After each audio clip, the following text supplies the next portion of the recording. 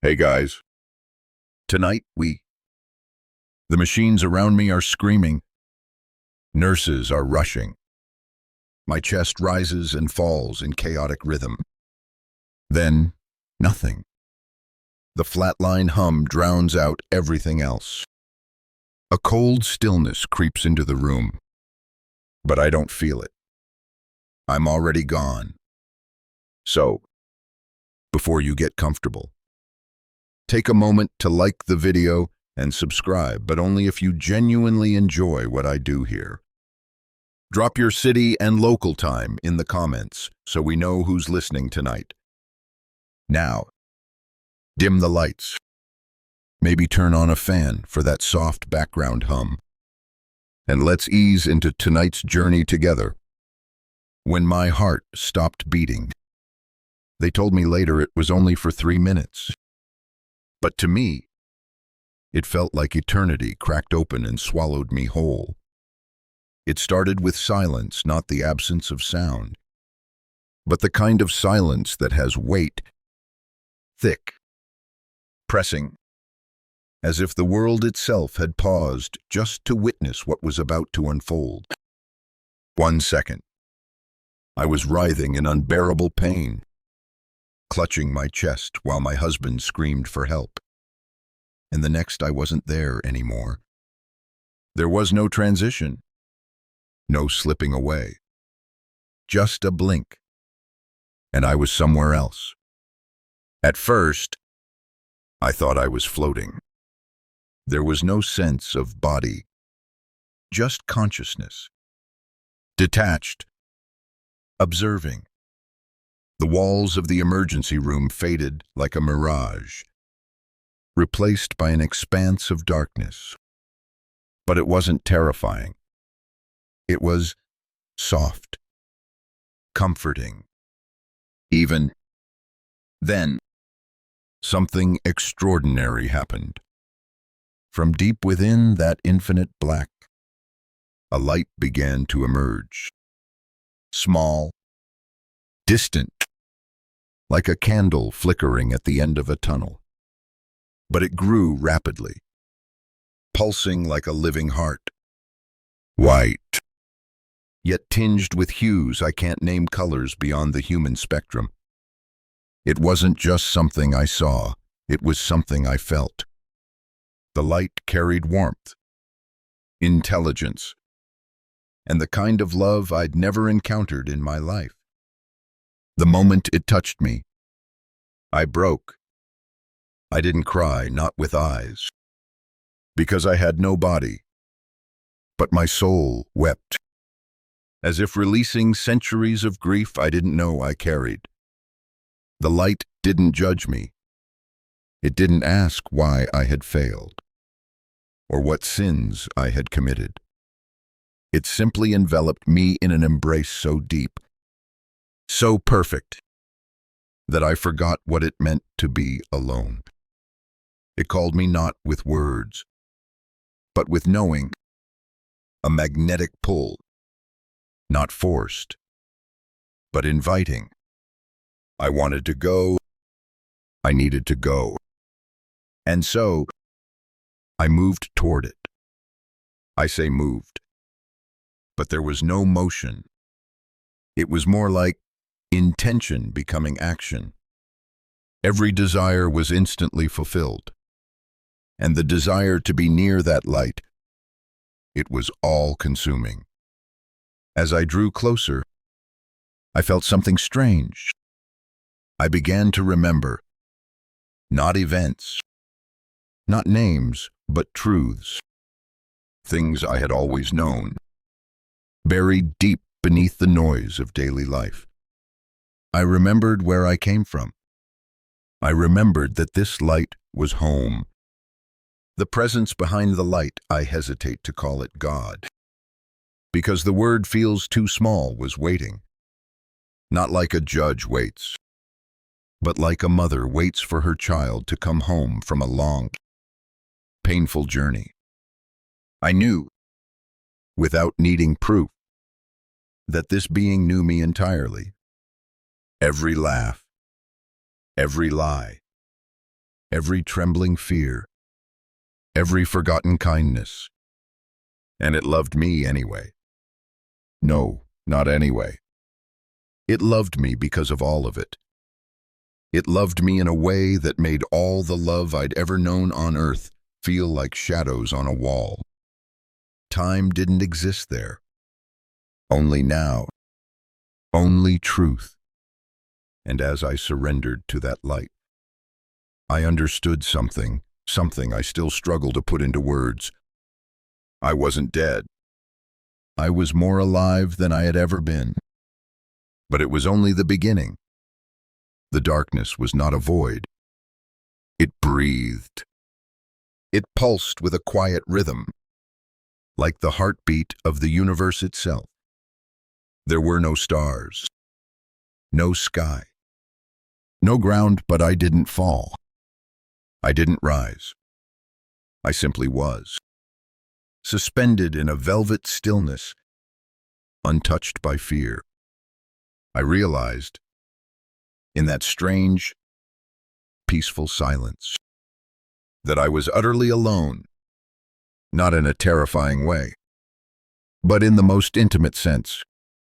There was no noise from the outside world, no machines, no beeping monitors, no doctors shouting commands. The pain in my chest had vanished. The pressure, the confusion, the desperate fear I had felt only moments before, they had all melted into nothing. And still, I remained. I don't know how long I stayed there. It could have been seconds, or 1,000 years. Time had no foothold. There was no clock to mark its passage, no calendar to tether it. I was untethered, too free from my body, free from gravity, free from the burdens of my life. I began to notice something else. Me, not the version of me that had walked the earth, with skin and scars and a cluttered mind. This was the essence of who I was. I had no name here, no age, no role to play. But I had awareness, and it was pure, without a body. There were no senses, but I could feel something deep within this emptiness.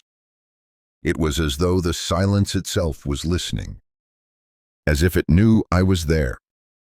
I wasn't afraid, and that in itself was strange.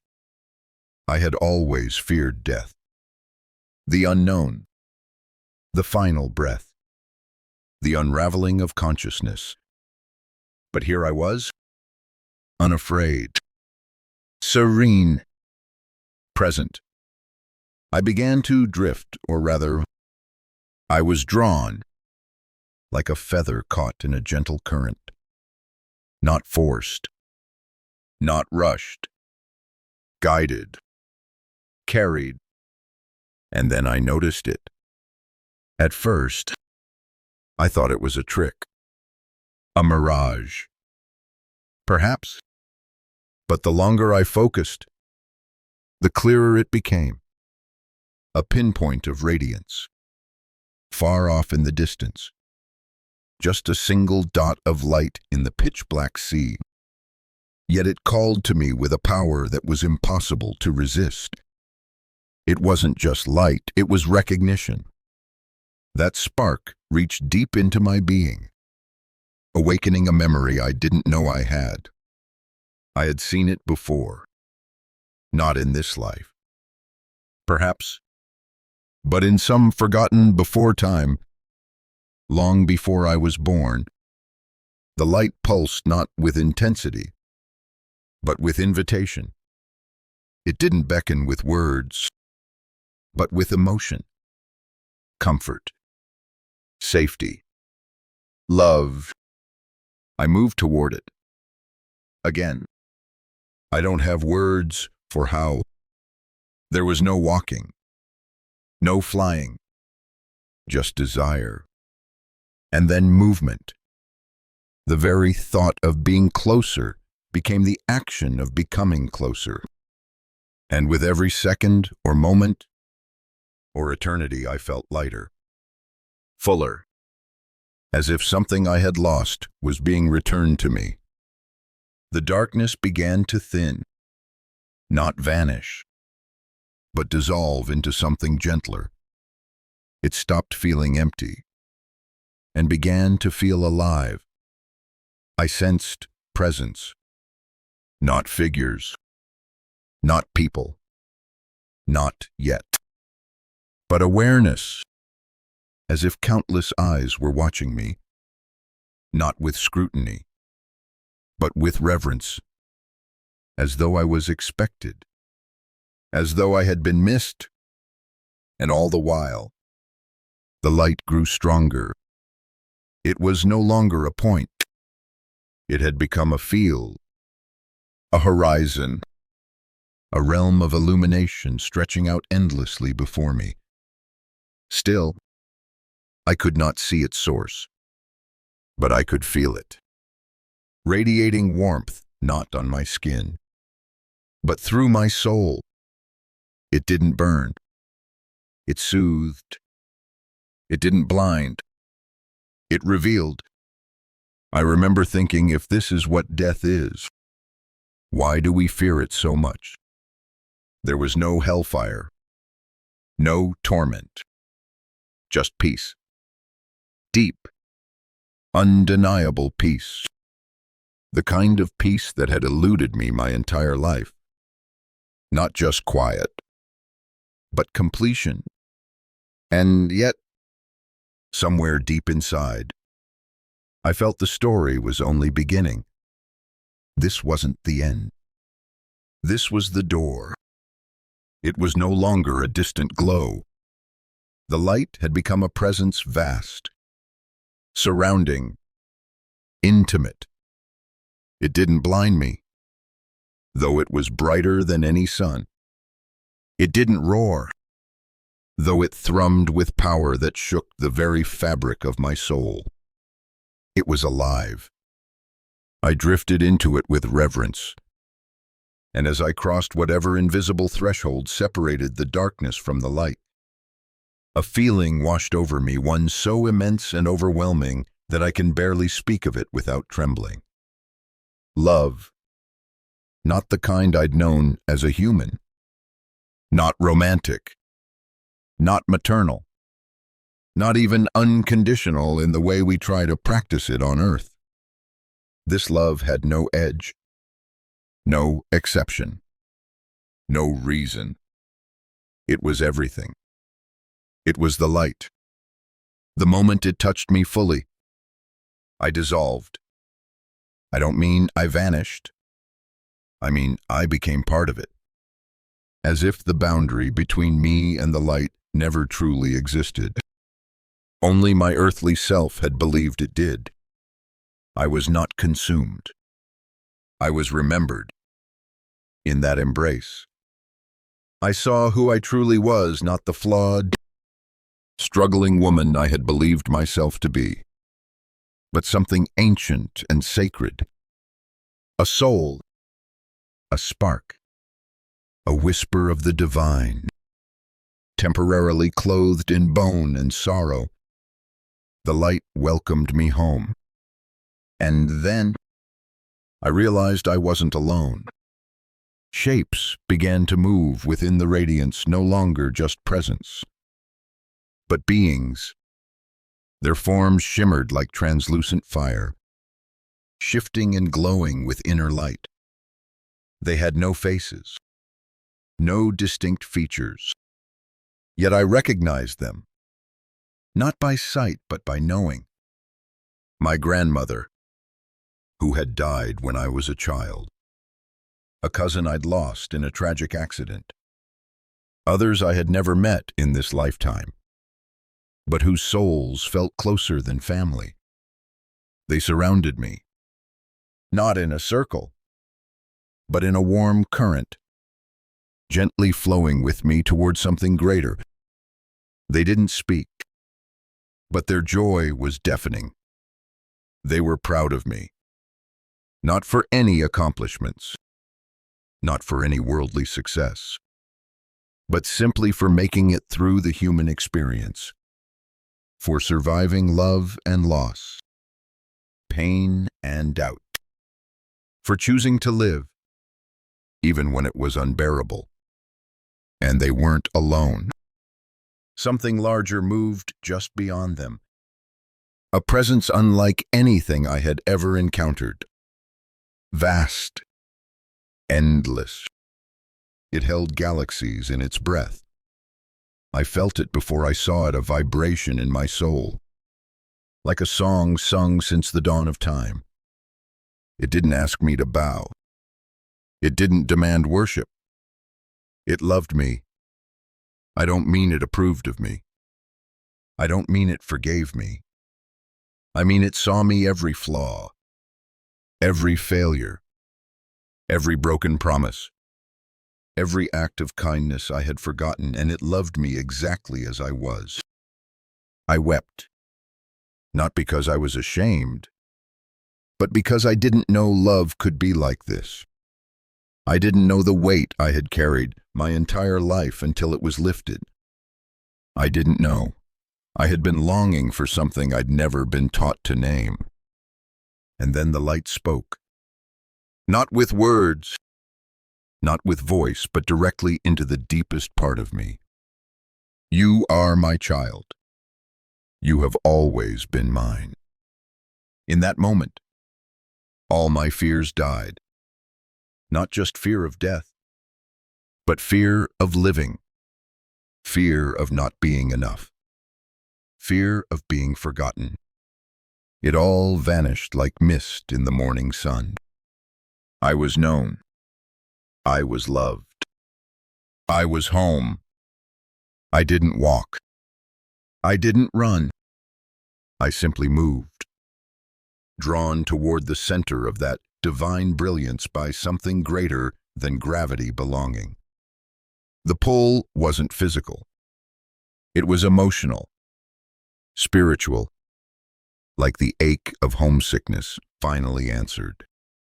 The deeper I went into the light, the more I felt like I was dissolving, not in fear, but in truth.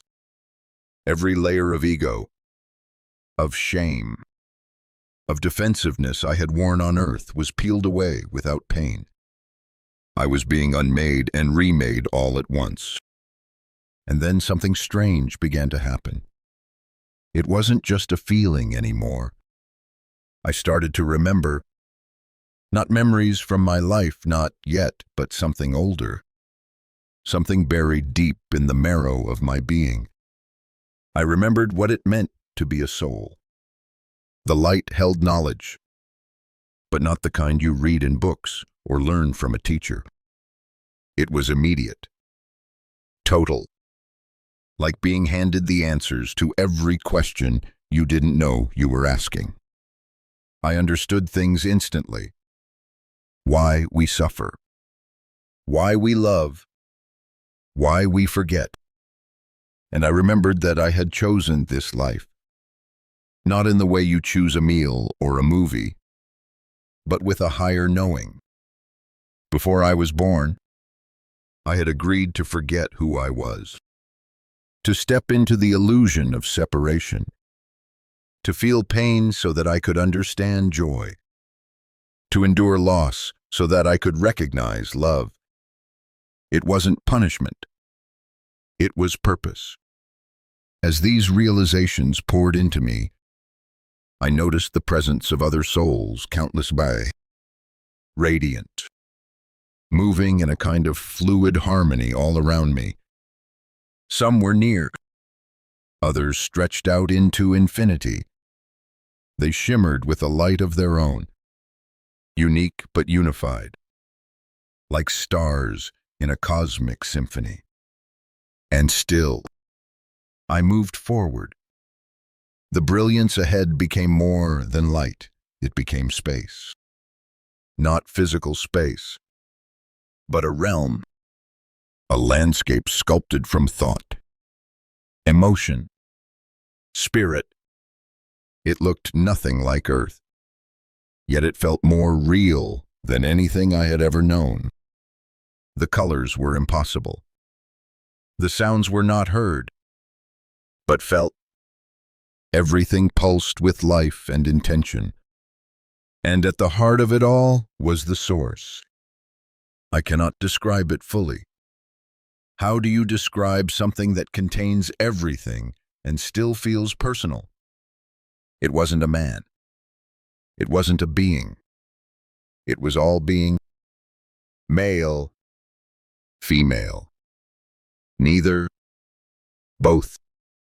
It was the voice behind the silence. The fire inside the sun. The breath that fills the universe. And it knew me. I felt its recognition as a wave of emotion so profound I thought I might shatter. Not because it was too much, but because it was everything I had ever been missing. This was the love that created stars, that wept when I was in pain, that waited with infinite patience while I stumbled through my life. It had been with me the whole time. I had just forgotten. I reached out not with hands, but with longing, and the light met me. It poured through me. It became me. In that moment, I knew I was no longer moving toward the light. I was the light. And I wept not from sadness, but from the deepest, most holy joy, because I remembered who I was. I was not a broken woman. I was not a dying patient. I was not a name, a story, or a label. I was a soul, and I was loved beyond measure. There are no words for where I was taken next, but I will try, because if I don't, it feels like a betrayal of the beauty I was allowed to witness. I crossed a threshold. Not a doorway, not a gate. It was more like a veil being drawn aside, revealing what had always been there, just out of sight. The light around me shifted, not dimming, but clarifying. It became more structured, more focused, and suddenly, I was somewhere. I stood, though I had no body, on what I can only describe as a landscape of light. There were no shadows. Everything glowed from within. The ground beneath me, the skyless expanse above, even the very air, if you could call it that. But this glow wasn't blinding. It was soothing, sacred, alive. Shapes began to form. Trees made of energy, their branches like strands of silver flame, rivers of liquid light, flowing not with water but with consciousness. The entire place breathed with an intelligence that welcomed me not as a visitor, but as a child returned. And then I realized this wasn't heaven in the way I had imagined it. It was home, the soul's origin point, the place we all come from and return to. Eventually, other beings moved within the light. Some were familiar, others not. Some looked like humans made of fire, others like pure orbs of pulsating energy. But they were all good. There was no fear, no envy, no judgment, just presence, peace, purpose. They didn't speak with mouths. They communicated through thought. And not just words, but emotions, colors, music. When one of them greeted me, I felt it like a symphony in my soul, a blend of joy, welcome, relief, and laughter. One soul came close, brighter than the rest. I knew him instantly. Even though I'd never seen him in life, he was my child, the one I lost during pregnancy, I had grieved him for years, silently, wondered what he might have looked like, if he would have had my smile or his father's eyes. And now here he was, not as an infant, but as a radiant being, a soul older than I could comprehend. He didn't need to speak. I felt his forgiveness, his love, his pride. He showed me that there had been no mistake, no failure, that even in loss, nothing had truly been lost, only transformed.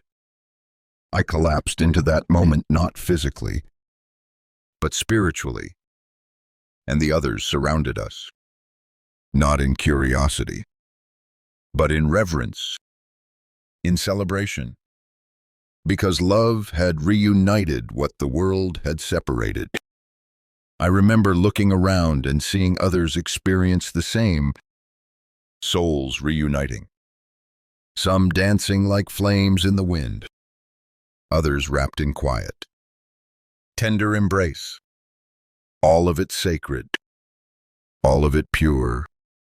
And then the landscape itself responded. The colors changed. The wind, if you could call it that, sang. The trees of light bent slightly, like they were bowing.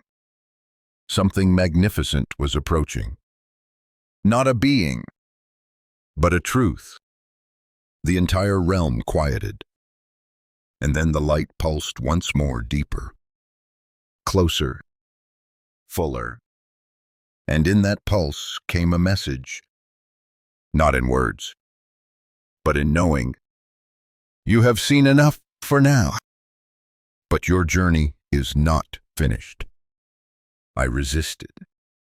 Every part of me ached to stay, to remain in that sacred place where time didn't chase me, where love was law, where I remembered who I truly was. But the call to return was not cruel. It was kind, because I had a choice to make, and the choice was coming soon. The light shifted again, this time gently, like the dimming of candles in a sacred hall. It wasn't fading, but making room for what was about to come.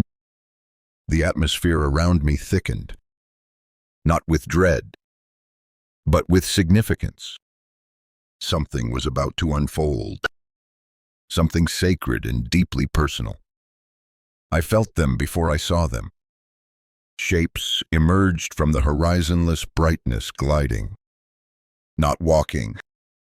Their forms were not physical, yet they shimmered with recognition. I could not see their faces, but I knew them. Their presence carried memory, scent, laughter. Emotion hit me like a tidal wave. It was my father.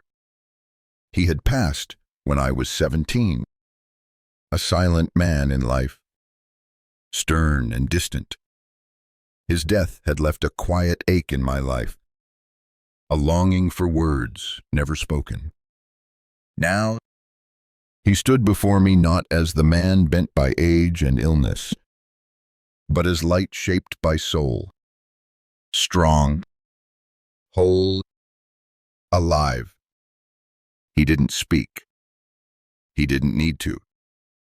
His love poured into me, filling cracks I didn't know I still carried.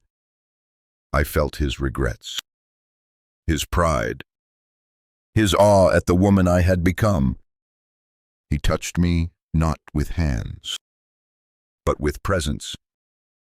And for the first time, I felt my father, not the role, not the memory, but the truth of him, unshackled by his earthly struggles. Then came my grandmother. She had raised me for part of my childhood. I remembered the way her hands smelled of flower and lavender, the way her voice hummed songs I never learned the words to. Now, she radiated warmth like a hearth at the center of a vast winter. She wrapped her essence around me like a shawl. And again. She didn't speak, but her love healed something even deeper.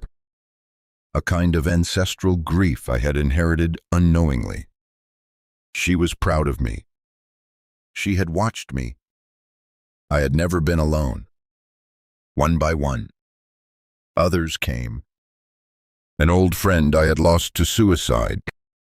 A teacher who had believed in me when no one else did. A child I had mentored who died too young. Each one arrived with light, with love, with recognition.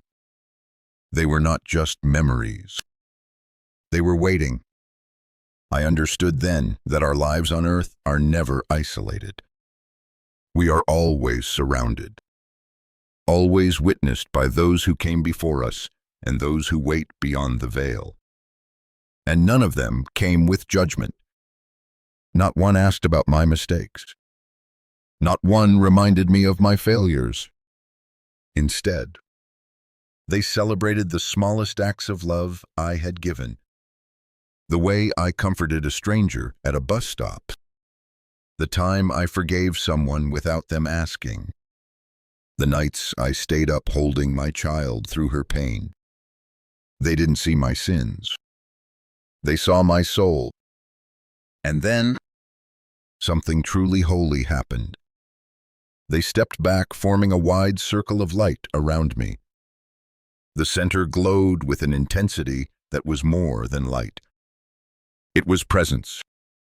The same one I had felt before, but closer now. More intimate. A voice without sound spoke from the center of the circle. "Are you ready to see?" And I said yes. Because how could I say no? The circle began to pulse in unity, like a heartbeat of spirit. And in the center of that rhythm, something opened, a veil within the light itself. And behind it was my life, not as I had seen it, but as it was. Every choice, every moment, every ripple I had sent into the world. But I wasn't alone in watching it. They were watching with me not to shame, but to help me understand, to learn, to grow. And the question was no longer, "What have you done?" It was, "What have you learned about love?" The moment the question echoed in my soul, "What have you learned about love?" my entire being stilled. There was no demand, no accusation, just an invitation, a sacred nudge into self-reflection, offered with the gentlest reverence. And then it began. My life unfolded before me, not like a movie, but like stepping through living memory. I didn't watch from a distance. I relived it. Every heartbeat, every choice, every whisper and silence. But this time, I felt it not just from my perspective, but from those I had touched. Every act of love, no matter how small, radiated outward like ripples in water. The time I stayed up all night when my daughter was sick. The note I left for a coworker struggling in silence. The meal I gave to a homeless man without saying a word. I had forgotten these things, but they hadn't been forgotten. I felt how those gestures warmed hearts, changed minds, softened wounds I never saw. The love I gave had lasted, even when I thought it hadn't mattered. But I also saw the moments I failed, the sharp words spoken in anger, the cold silences, the time I turned away from someone's pain because I felt overwhelmed. I felt those, too, not as punishment, but as understanding. I felt the sting I had caused in others, the sorrow, the confusion, and in that pain, I felt no condemnation, only compassion.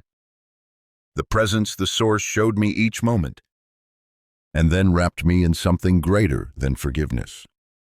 It showed me that my worth had never been tied to perfection, that I was always allowed to fall and rise again.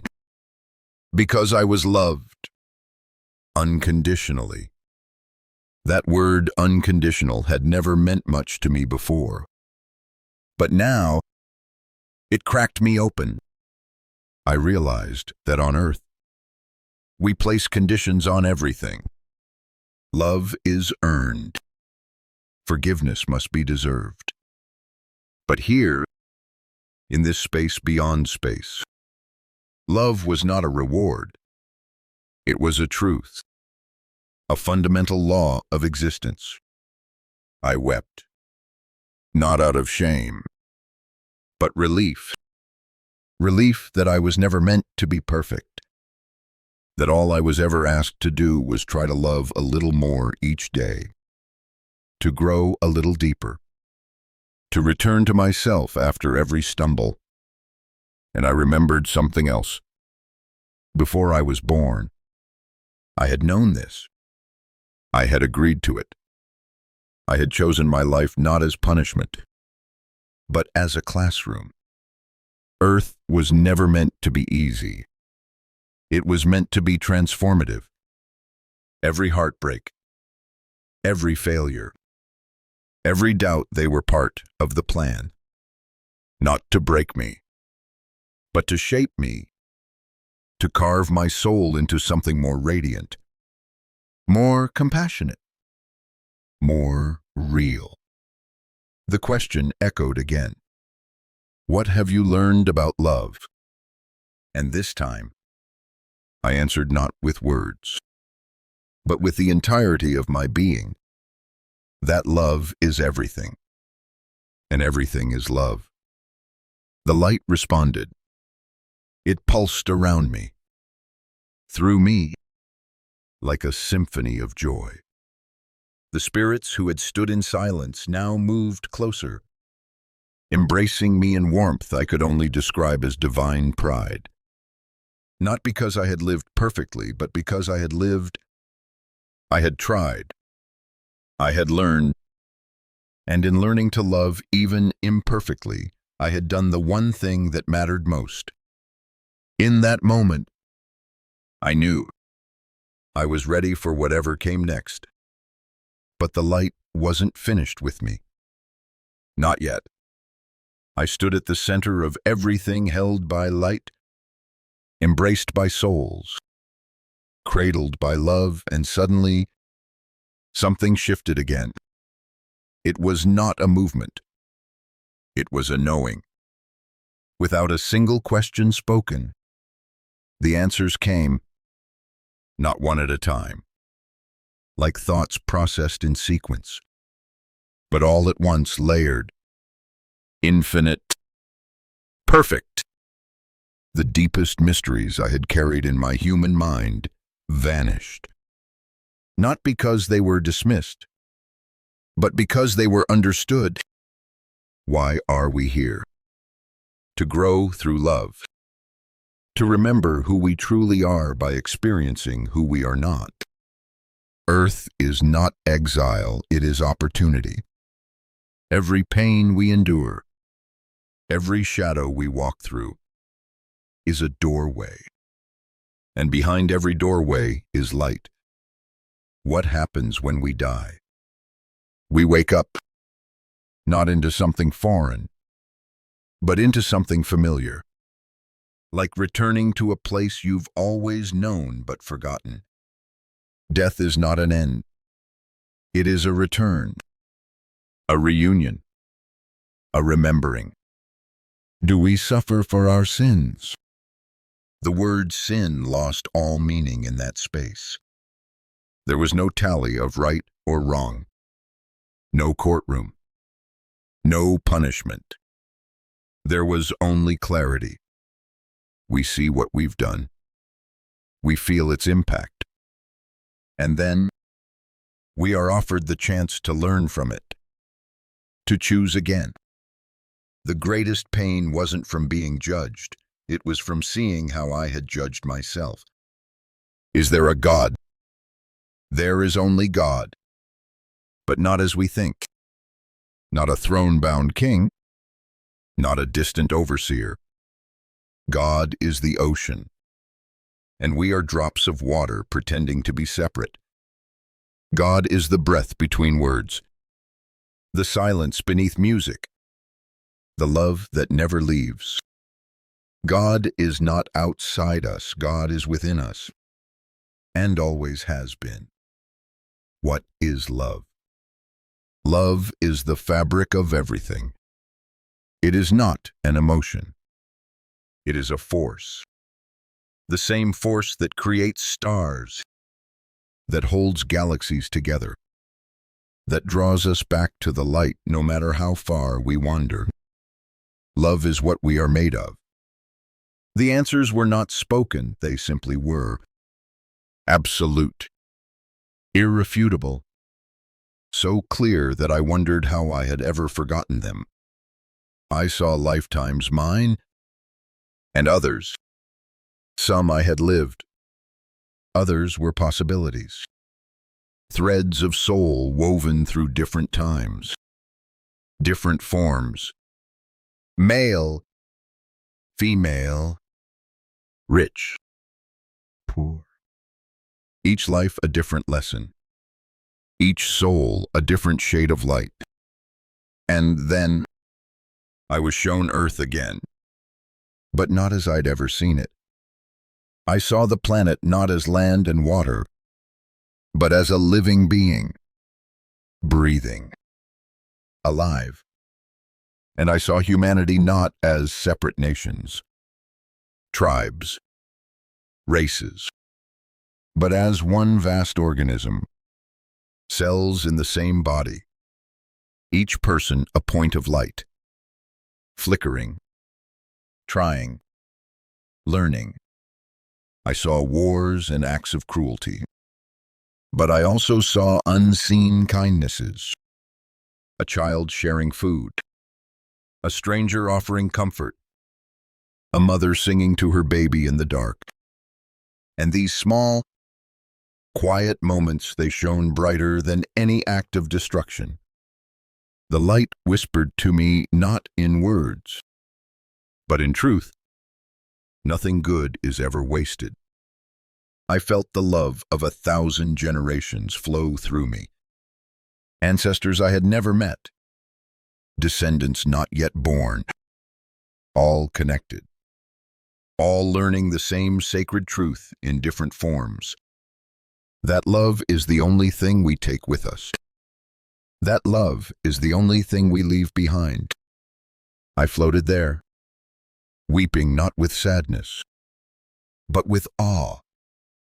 How could something so vast feel so personal?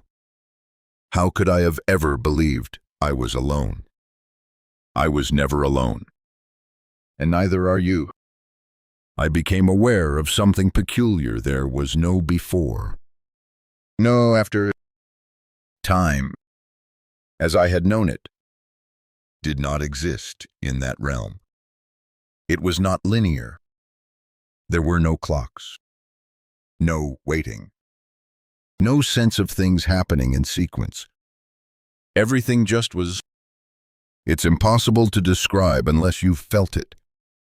Imagine every moment of your life happening all at once, but not in chaos. In harmony. Birth, childhood, pain, joy, laughter, heartbreak, all braided together like threads of light. I was not bound to a timeline. I was the timeline. I saw myself at 5 years old, holding my grandmother's hand. I saw myself at 43, crying silently in the shower. I saw myself at 17, standing over my father's grave, my hands trembling, unsure if I should be angry or lost.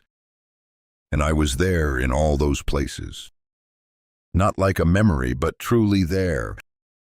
I could feel what I had felt, but more than that, I could feel what others had felt around me.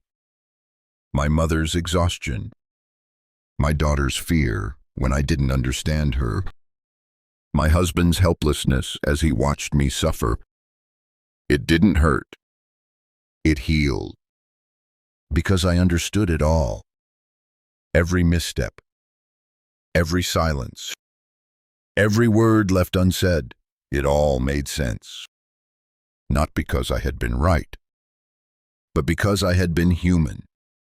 And I saw how many times love had tried to reach me. Through strangers, through music, through dreams, even through pain. Love had never stopped calling, even when I ignored it, even when I believed I was unworthy. And still, the light waited. I realized then that this world, the one without time, is our true home. The soul does not age. It remembers. It grows not by years, but by compassion, by every time it chooses love instead of fear. And there, surrounded by the presence of the eternal, I felt young and ancient all at once.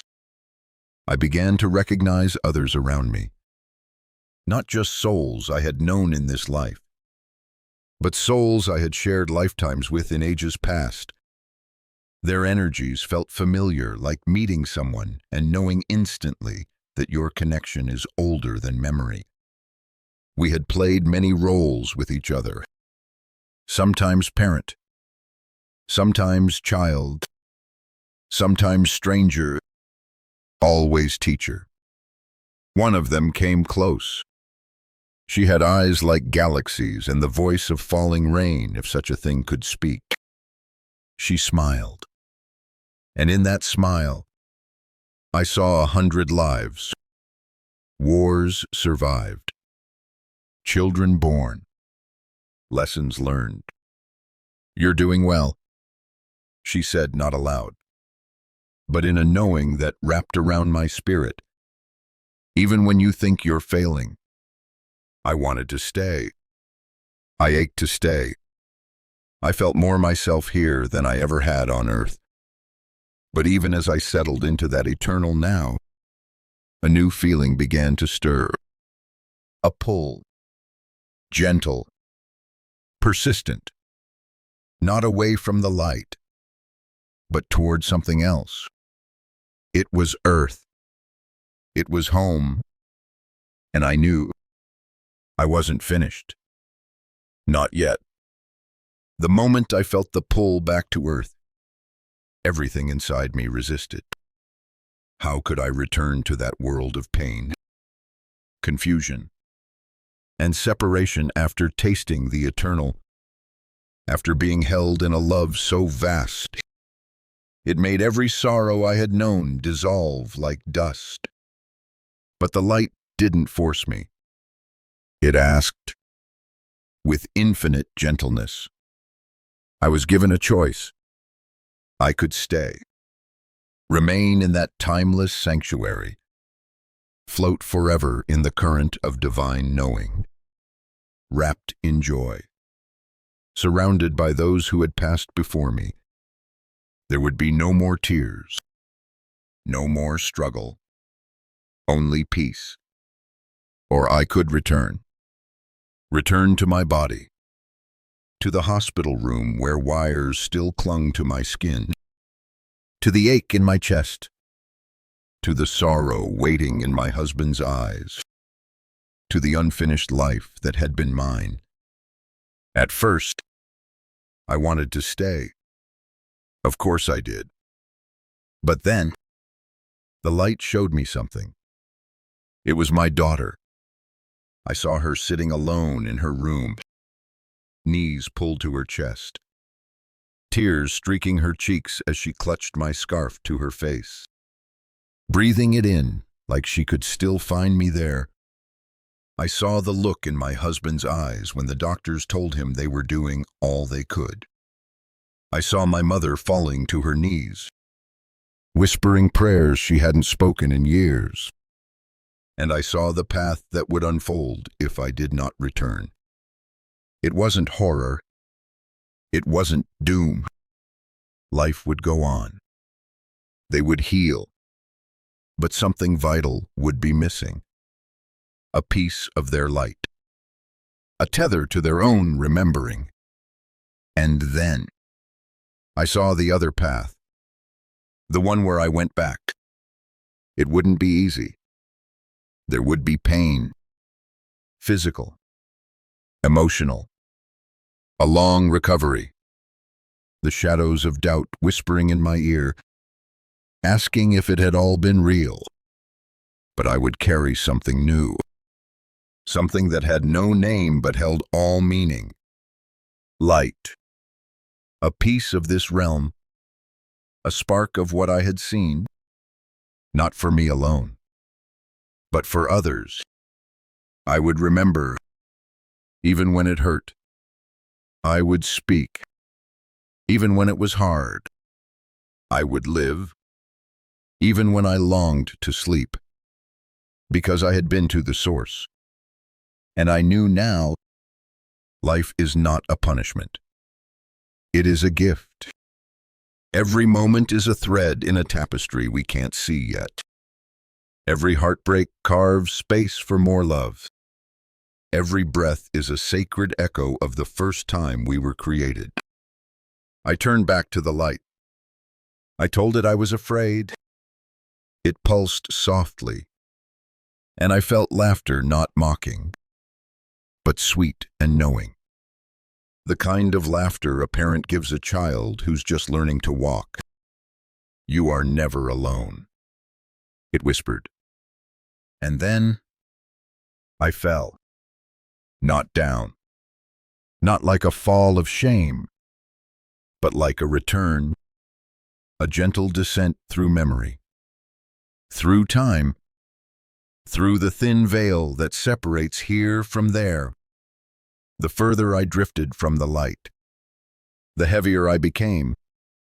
I began to feel the weight of my body again, the ache in my ribs, the cold sting of air against my skin, the sound of beeping machines piercing the silence.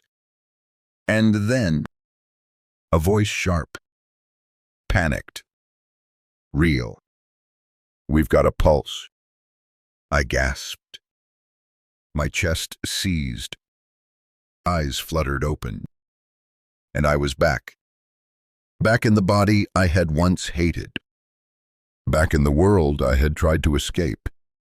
But this time, I wasn't angry. I was grateful, because I had seen the light, and it was waiting for all of us. The light was gone. In its place, wait.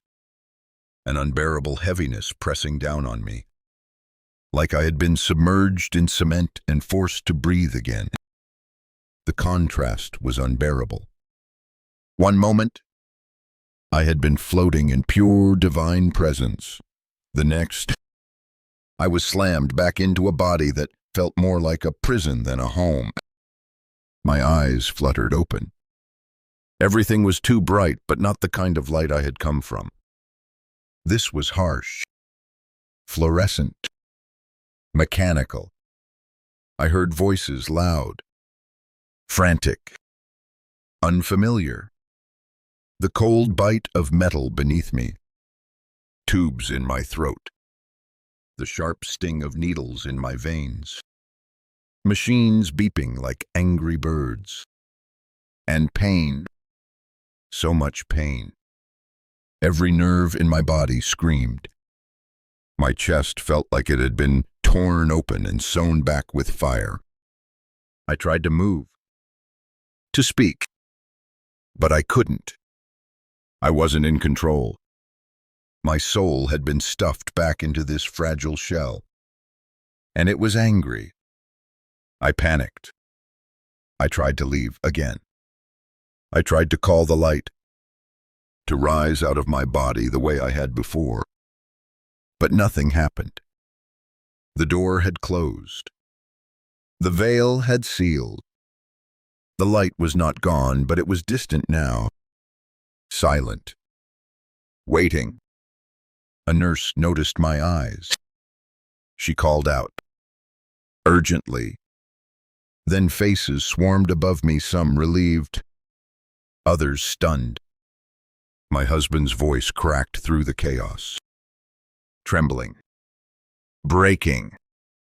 He gripped my hand like it was the only thing keeping him from drowning. I wanted to tell him everything, but all I could do was cry. Not from sadness, not from joy, but from knowing that I had come back with something inside me that could never be explained. The days that followed were a blur of painkillers, surgeries, monitors. Doctors marveled. They had no explanation for how I had survived the cardiac arrest. They had done everything right, they said, but it wasn't enough. They had lost me for almost 4 minutes. I should have had brain damage. But instead, I was aware, more aware than I had ever been. I didn't tell anyone at first. How could I? How do you look someone in the eye and say, I met the divine? I remembered who I really am. I saw souls, rivers of light, the face of love itself. It sounded insane even to me. And yet, every night, I would lie in the sterile quiet of the hospital and replay it. Not like a dream, not like a memory, but like a place I had just left, like a country I had visited and could never return to, except in fragments. I missed it more than I've missed anything in my life. I grieved it. But slowly, I began to understand. I hadn't lost it. It had simply been hidden, veiled. My task wasn't to return to the light, it was to carry it into the world, into my family, into my pain. That was the promise I had made when I chose to come back. And that promise was already beginning to change me. When the hospital discharged me, I was barely able to walk. My body moved, but it felt like I was piloting it from somewhere far away. Every step down that sterile hallway toward the exit felt surreal, like watching someone else live my life. But inside me, something had shifted forever. I wasn't just recovering from death. I was awakening into purpose. At home, I sat by the window for hours each day, wrapped in a blanket, staring out at the trees. They looked different. Everything did. The sky, the way the light filtered through the leaves, even the birds, each moment felt sacred. Not metaphorically, truly sacred. I saw energy around things. I felt the thoughts of others, not in words, but as vibrations. I would walk past someone and feel their grief, their joy, their longing. It was as if the veil I'd passed through had not sealed shut completely. Something had come back with me, but I didn't talk about it. Not yet. How do you explain to your husband, your daughter, your mother, that while they wept beside your hospital bed, you were walking among the stars, that you had seen the source of all things, that you had remembered the truth of who you were? Instead, I started writing. At first, just notes, dreams, pieces of memory.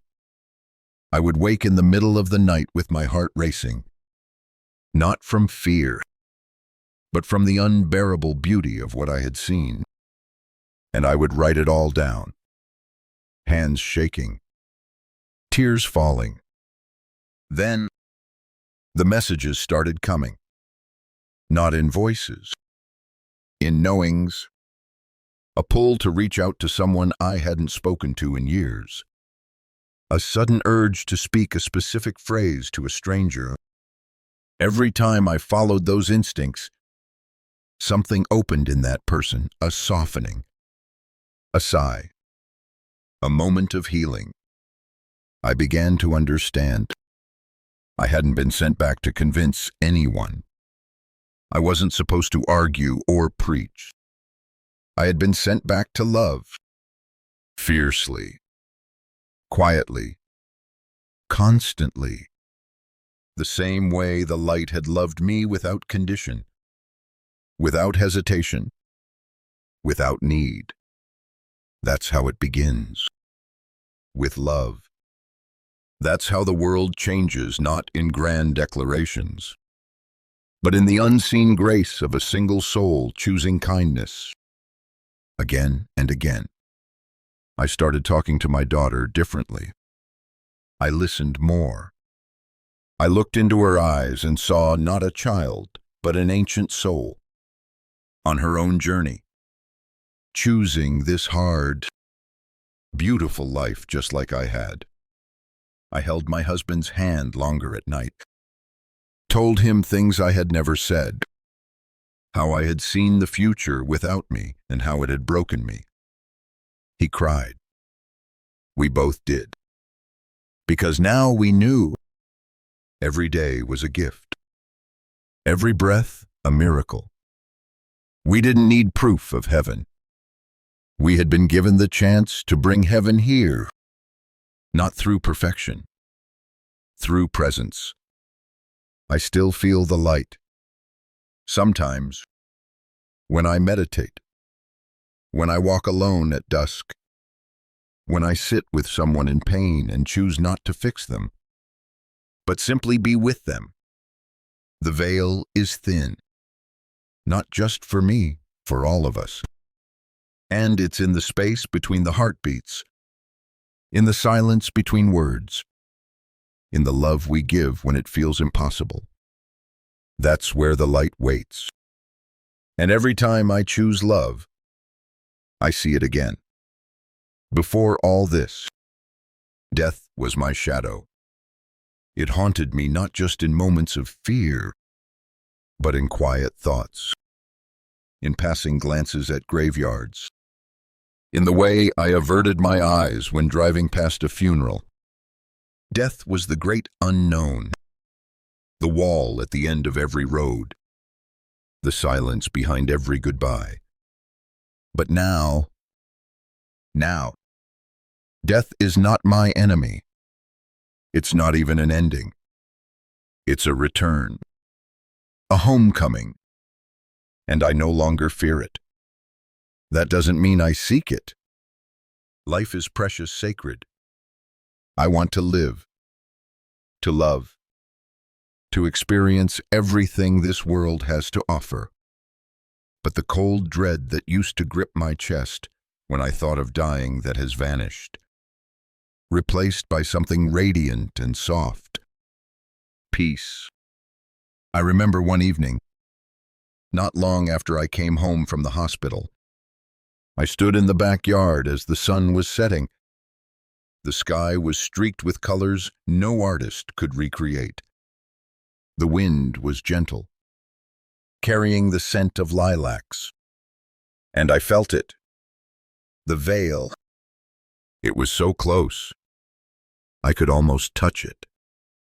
And I realized death is always near, not to threaten us, but to remind us of how fragile and miraculous life is, of how quickly everything can change, of how every moment matters, not because it's permanent, but because it's fleeting.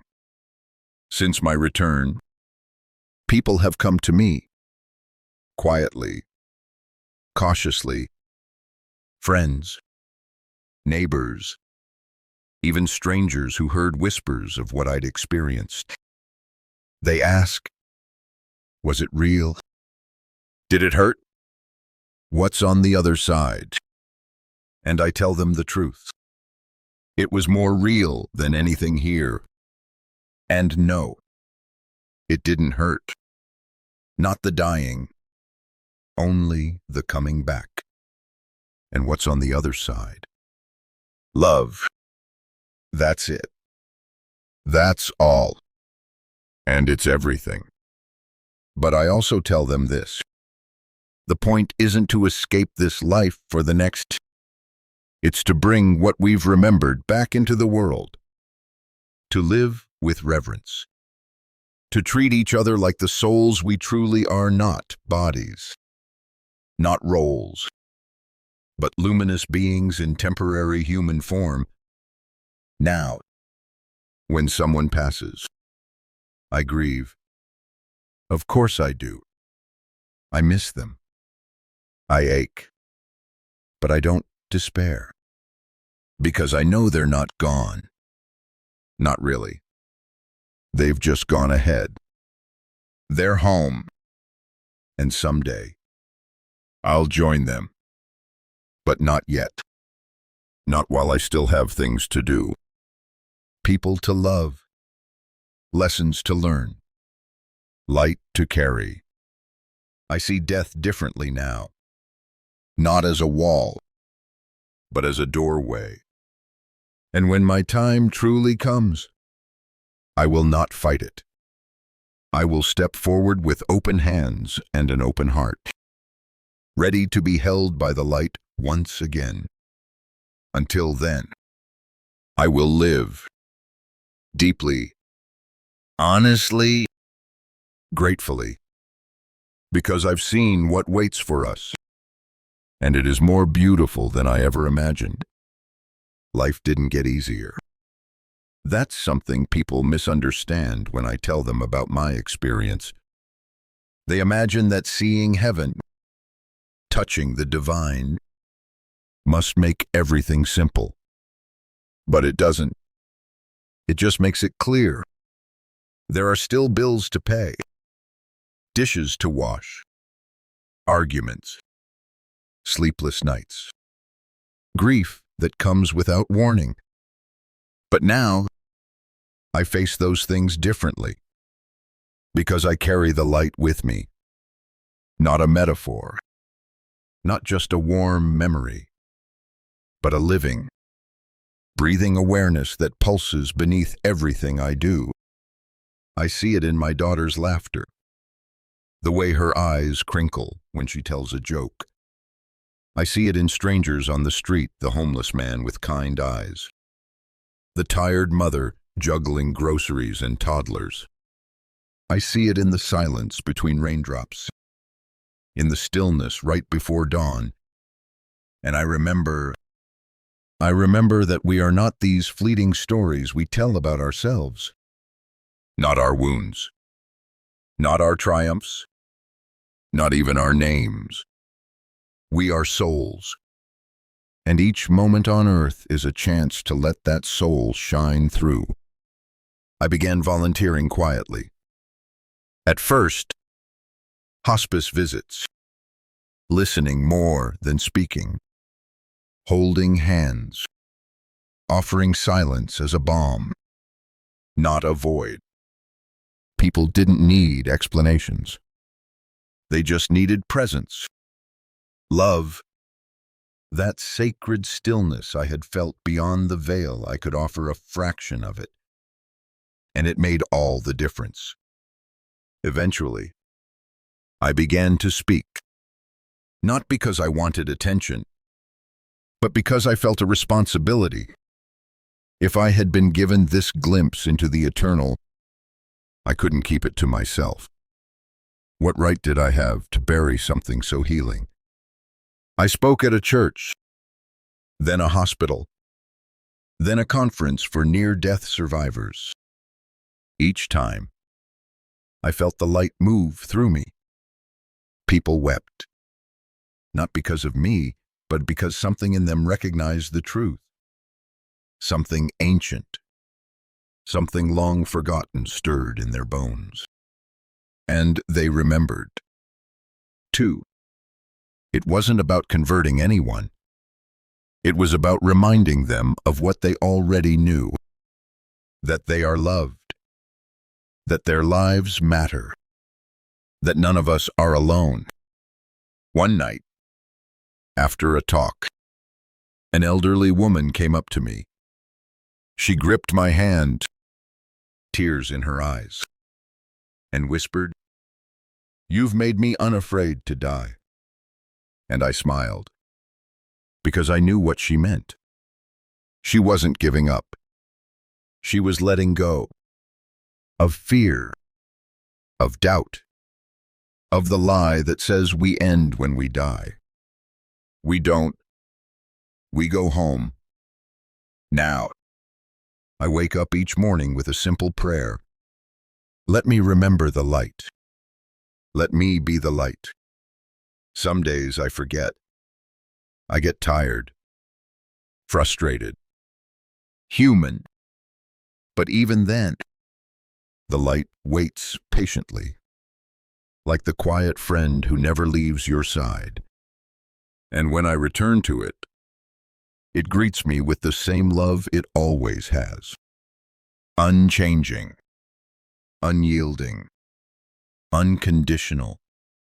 And I remember again that this life, this messy, beautiful, sacred life is not something we endure. It is something we chose. And every day is a chance to choose it again. I never expected the veil to stay thin, but it did.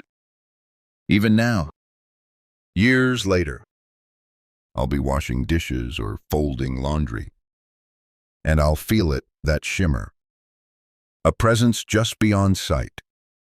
A shift in the air, like the soft intake of breath before a divine exhale. At first, it frightened me. I thought I might be dying again, that the light had come to take me back. But it wasn't that. It was something else entirely. An invitation. The light didn't come to end me. It came to walk with me. And sometimes, when I am still enough, quiet enough, I hear it. Not in words, in whispers, in warmth. Sometimes it's the sudden memory of someone I've lost, so vivid I can smell their perfume. Sometimes it's a dream that feels more real than waking. Other times, it's a stranger locking eyes with me for a heartbeat too long, and I know something has passed between us. Something ancient and holy. We're always closer to the other side than we think. Death is not a border. It's a veil, and it lifts. Gently. When the soul is ready to see again. One night, I sat on the edge of my bed, crying silently. Not from pain, but from longing. A longing I couldn't explain. And as I wept, I felt something warm press against my back. No one was there. But someone was. I felt them lean close, as if whispering into the hollow behind my ear, "You are never alone." I believe it was my guide, the one who stood near me in the light, who held space for my return. I don't know their name. I don't need to. Their presence says more than language ever could.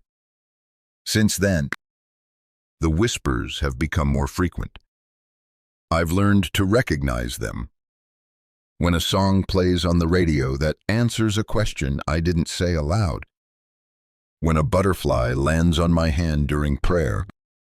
When a candle flickers just once, bright and sudden, as I speak the name of someone who's passed. These aren't coincidences. They're conversations. The soul never forgets the light, and the light never forgets the soul. There are times I feel like I'm standing between worlds, half here, half still on the edge of that eternal home. It used to make me feel torn. Now, It makes me feel whole, because I understand now. I was never meant to live cut off from that place. None of us are. We're meant to remember, to carry it in our eyes, in our hands, in our breath, to become the bridge. Every kindness we offer, every tear we share, every time we choose love when fear is louder, we thin the veil. We become the light for each other. And one day, when my time truly comes, I know I'll be met not by strangers, but by love in its purest form. Until then, I will listen. I will love. I will whisper back. People ask me, how do you go back to normal after something like that? And the answer is, you don't. You can't. Because once you've seen the infinite, once you've touched the eternal, the ordinary is never ordinary again. But that doesn't mean life becomes dramatic or grandiose. In fact, it becomes quieter, simpler, and in that simplicity, something holy blooms. The sacred begins to reveal itself in the smallest of places. A steaming cup of tea on a rainy morning, the rough bark of a tree under your fingers, the way your dog sighs contentedly at your feet, the smell of your child's hair as they fall asleep on your shoulder. These are not just moments. They are portals, tiny doorways into eternity, glimpses of heaven hidden in plain sight. Before, I used to chase meaning, look for signs. I wanted my life to matter, to be seen, to be remembered. But now I understand. The soul doesn't care about fame. It cares about presence. It cares about now. Because now is where eternity lives. I started practicing what I called holy noticing. I didn't read it in a book. It came to me one day, like a gift. I simply began to notice with reverence the way the morning light touched the floor, the rhythm of my breath, the sadness behind a cashier's smile. Not to judge, not to fix, just to witness. And each time I did, the veil thinned. Each time I did, the light stirred. One afternoon, I sat in a park, just sat. No phone, no music, no task. And I watched a little boy chase bubbles with pure delight, his laughter piercing the quiet air like a bell in a monastery. And I wept, because that moment simple, fleeting, was more profound than any sermon I'd ever heard. The light is always with us, not just in near-death experiences, but in life itself. The way we greet a stranger, the way we forgive, the way we choose to stay present when distraction seduces us. Every act of attention is a prayer. Every act of love is a resurrection. I don't need to see the other side again to believe it's real, because I see it here, every day. In the sacred ordinary, I once asked the light, before I returned, how will I know you're still with me? And the answer was this: in everything that makes your heart soften, I am there. So now, I live soft-hearted, not weak, not passive, open, vulnerable to beauty, available to pain, ready to love even when it hurts. And in that, I find the light again, everywhere. I used to believe that transformation came like lightning, sudden, dramatic, undeniable. But real change is quieter. It unfolds in layers. And mine has not ended. It's only just begun. There was a day, not long after my recovery, when I stood in front of the bathroom mirror. My reflection stared back older, more tired, still marked by what had happened. I looked into my own eyes, expecting to feel estranged from the woman I had been. But instead, I felt something else. Compassion. Because I saw her now, not just her body, her flaws, her years. I saw the soul behind her. The little girl who was afraid. The young woman who searched. The mother who tried her best. The seeker who died and came back with something holy clutched to her heart. And I whispered, I love you. I forgive you. I see you. That was the transformation. Not glowing with mystical power or becoming some spiritual master, but learning to see myself with the same love the light had shown me. To stop waging war on my own heart. To stop hiding from my own shadow. To understand that healing is not a destination, it's a rhythm, a spiral. We return to the same wounds, again and again, each time holding them with more tenderness, more awareness, more light. And from that place, we begin to shine. I began to attract others, not with words, not with charisma, but with presence. People would sit next to me on benches and open up their lives. They would cry without knowing why. And I would listen. That was all I needed to do. To be there. To let the light flow through me, not for my glory, but for their healing. This is the true purpose of a returner.